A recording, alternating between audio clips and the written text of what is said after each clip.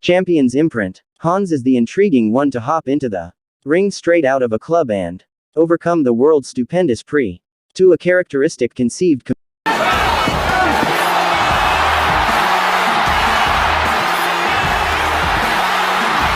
competitor, this destroying bundle of wrath bet on his indestructible jawline. Put on feature real fights.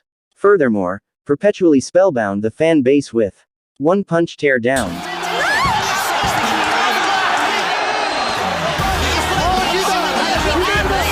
Today we review Chase's victorious K1 venture, the one that made him that very Samoan, the ruler of stroll-off knockouts. Brought into the world in 1974 in Auckland, New Zealand. Chase didn't have a blissful youth. His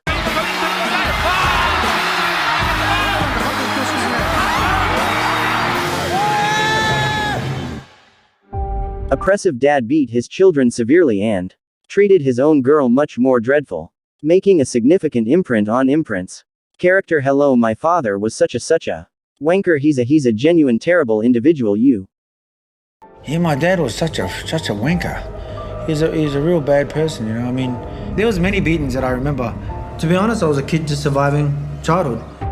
Partially desensitized to pain, the Samoan would finish school with a couple of overhands and join a street gang. Like I said, I spent more time drinking and smoking in here than doing anything else, so yeah, don't do that. Realize there was numerous beatings that I make sure to be straightforward. I was a youngster just getting through youth to some degree. Desensitized to torment, the Samoan would finish school with 2 or 3 overhands. What's more, join a road posse. Like I said, I invested more energy drinking and smoking in here than whatever else. Indeed, don't do that. By the age of 18 he had added some prison time to his resume, yet later barely keeping away from another jail sentence for treating a lot of folks close to a club. Chase chose to change his fate, coming to the exercise center at the greeting of the bouncer who saved him from the police. Imprint got his most memorable knockout. Soon, as a prize, he got a 6-pack of. From the ring, they're mixing it up. Here comes Mark Hunt. Amatagi knows he's got to stay up. He walks straight into a right hand. Bruin was delighted on the grounds that beforehand he used to thrash individuals free of. Right hand to the side of the jaw. Nice uppercut from Hunt. Fagan goes down. Fagan goes down. Charge. Quite a long while, 2 or 3 dozen appearances later in February 2000, Chase is that he was a guy out of nowhere, had no martial arts pedigree, no boxing pedigree, had gotten into kickboxing because he got into a street fight outside a bar in South Auckland. And here he is taking on some of the best martial artists in the world. You know, I made $10,000. For me, it was amazing. You know, I was like, wow, I'm rich. Entered the Oceania Terrific Prix facilitated by K1. The Samoan strolled through 3 people in one evening, including Muay Thai public hero Earth Omidagi says he must keep awake. The finale, he smoothed out Phil Fagan with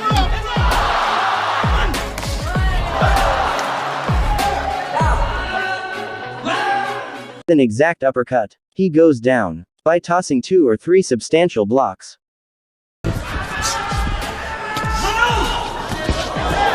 At his adversary, the 25-year-old Chase acquired a pass to the major associations. Is that he was a person out of the blue, had no military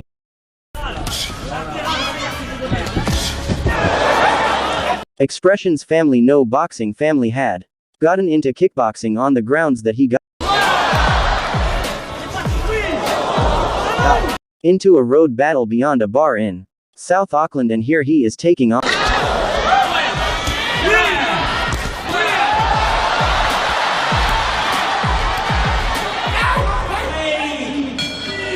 In the second, Mark attempted blitzkriegs at different heights to breach the enemy's defense.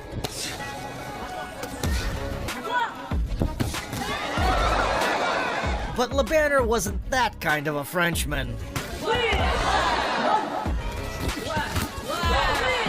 Later into the battle, Hunt's only option was episodic detonations, while the European Giga Chad confidently marched toward the victory. Making a commendable debut in the land of the rising sun, Mark lost by decision, and his transformation into a fluffy darling of Japanese schoolgirls was put on hold. For that appearance, it was 27,000 US dollars, which was a lot of money, especially for the time that and everything was free. They looked after everything, and then they paid me as well. And I was like, wow, this is pretty cool. The opportunity to reclaim his standing presented itself in February 2001 at the Melbourne Grand Prix, where Hunt progressed up the bracket in less than a minute. Here comes the pain. That's it. That's all, ladies and gentlemen. The easy transition into the next round. He proved to be even nastier in the semis and overdosed the adversary on strikes by the 48th second. The sleeping pill. The Super Samoan found himself in the final against his former teammate, Peter Graham. Further down the road, the Australian karateka would win several regional Grand Prix. Jab, short right hand, double jab. He's good. And make some noise with his trademark Rolling Thunders. Smelling like sunshine, Graham wasn't afraid of Hunt. Certainly showing a lot of heart. But the Samoan set out to prove it was a mistake. And I think Peter just got 2 good face kicks into Mark before. And so the judgment night began. Oh, there's that nicely timed uppercut that we spoke of earlier. Into the final minute now of the fight. There it is! An uppercut from hell produced the perfect illustration of a soul leaving the body and secured Hunt's victory in his second Grand Prix in the span of a year. I've never been hit that hard in my life. The Super Samoan returned to the tournament format 4 months later, locking horns with Japanese warrior Hiromi Amada. The spirited Amada fended off a couple of assaults.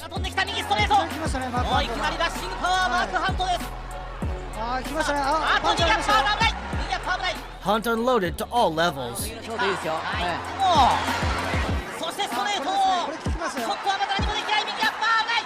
Then probed with a jab. And placed a signature shot. The Japanese fighter's chances for a happy ending were slimmer than Hachiko's.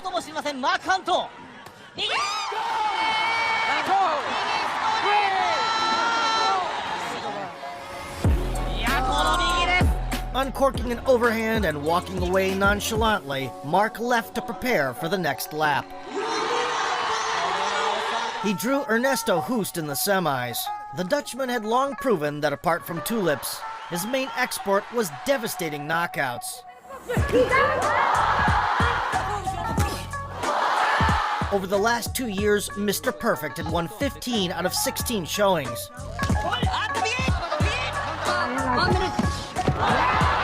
And became K1 champion for the 3rd time.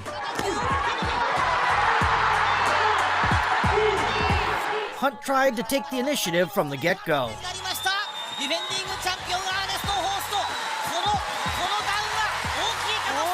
Soon he realized that each push resulted in counterattacks and inevitable low kicks. Getting the gist of it, the Samoan started throwing second himself.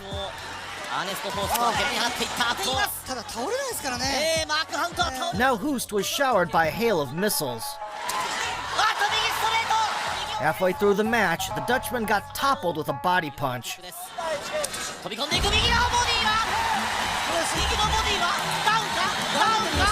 And had to work hard to stay on his feet thereafter.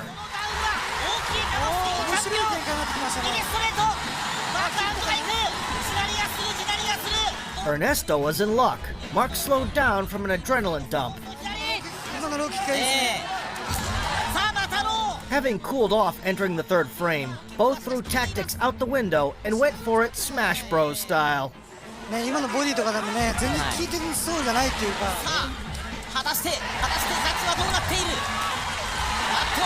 They met the bell, still swinging.